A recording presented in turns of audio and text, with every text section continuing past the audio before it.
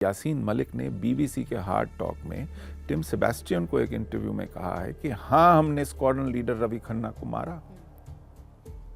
वो भारतीय राज्य का प्रतिनिधित्व कर रहा था, वर्दी में था। न सिर्फ उसको, उसके 4 साथियों के समेत मारा।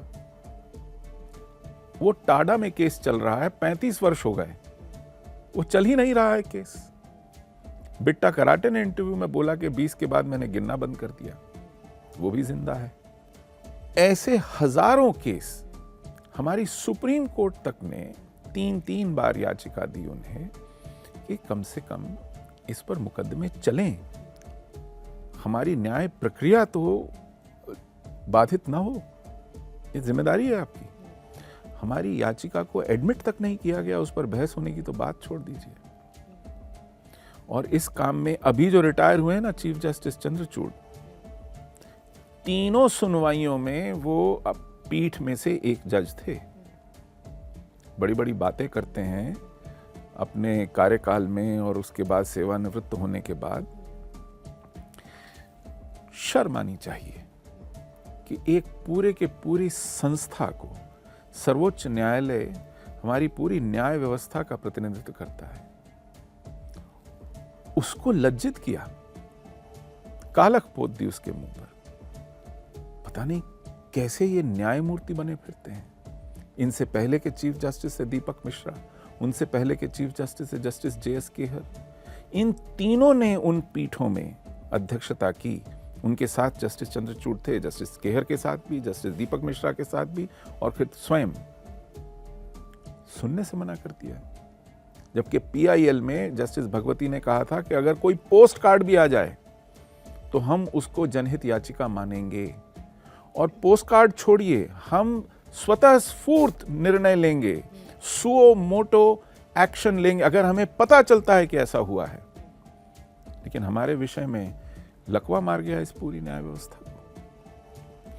तो ये एक समग्र का अनुभव है, पूरे समुदाय का अनुभव है, इस देश का अनुभव है कि हमें लेकर के कैसी उदासीनता थी, कैसी उपेक्षा थी।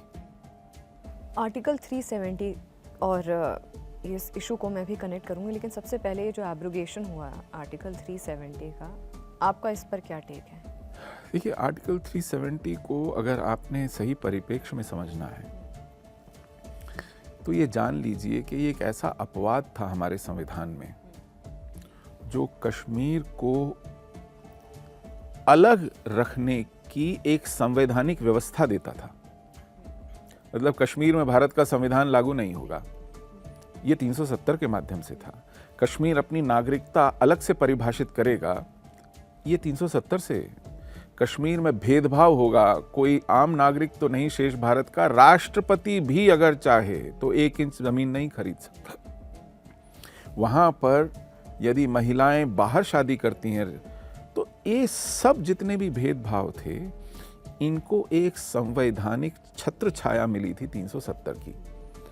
और जहां तक कि इस देश के हितों का सवाल है, ये तो खैर नागरिकों के साथ भेदभाव हुआ, इस देश के हितों का सवाल है, जब ये निरस्त की गई धारा तो पाकिस्तान ने भारत के राजदूत को एक्सपेल किया। चीन सुरक्षा परिषद चला गया UN की, 1 नहीं 3-3 बार। तो आप समझ लीजिए कि हमारे संविधान में रहकर के ये अनुच्छेद किनके हितों की पूर्ति कर रहा था। तो इसका जाना जरूरी था। ये एक ऐसा वटवृक्ष था जिसकी छत्र छाया में पूरा जिहाद फला फूला पनपा कश्मीर में। स्वायत्तता के नाम पर वहाँ अलग प्रधानमंत्री, अलग संविधान, अलग ध्वज, देश की संसद के अधिकार क्षेत्र से पूर्णतः बाहर 100 से ज्यादा ऐसे कानून थे जो वहाँ लागू नहीं होते थे। मूलभूत कानून आप सोचिए, जिन्हें हम अपनी फंडामेंटल राइट्स कहते हैं, कश्मीर में उसकी कोई अवधारणा नहीं थी, लागू ही नहीं होते थे। तो ऐसी परिस्थिति 370 ने पैदा की। स्वायत्तता के नाम पर जो बजट जाता था वो खा पी जाते थे, लूट जाते थे।